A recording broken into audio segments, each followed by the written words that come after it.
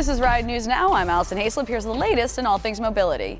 If you thought VW's woes were over with Dieselgate, think again. The American branch of the German company was just ordered to pay a whopping $96.5 million to a group of Audi, Bentley, Porsche, and Volkswagen customers who bought or leased certain vehicles between 2013 and 2017.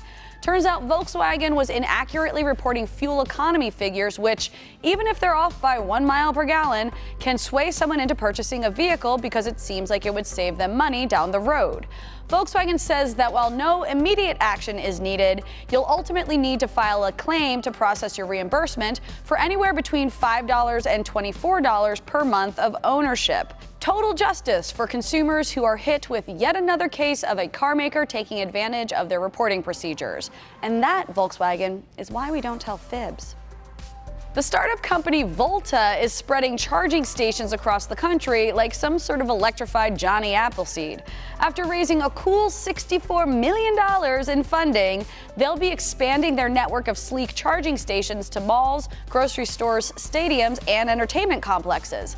For electric car drivers, it's convenient. Volta doesn't charge owners any fees for charging their cars, instead covering their costs with giant TV screen advertisements built into the charge stations. Hey, do what you gotta do, Volta, because some reports estimate that by 2030, there's likely going to be 125 million electric cars out there, and they're gonna need juicing up. Ride News Now contributor Lawrence Ulrich is known for occasional bouts of self-described crankiness, but his recent commentary on player-hating Tesla owners cranks the Krabby dial to 11 by turning the tables against one of the most famously vocal automotive enthusiasts in the world. Corvette guys? Nope. Camaro dude? Nuh-uh. Mustang bro? Nah. Yellow freaks? Just let me finish, jeez, okay? It's Tesla fanatics. Spoiler alert, in case you missed the 1,000-word missive, Ulrich calls out what he describes as toxic Tesla fandom, particularly Muscolites who slam car makers like Porsche, who are just joining the electric vehicle party with the battery-powered Taycan. Ulrich argues that dividing the EV community because one tribe doesn't like the other is not just counterproductive, it's downright harmful to the kind of progress needed to move the industry forward. And you know what? As cranky as he may be, he actually makes a solid point. For Ulrich's full, unfiltered opinion, and to see if you agree, check out his excellent article in the link in the description. For more tech news, join us over at Ride.Tech, and be sure to follow RideTechNews on your social platform of choice.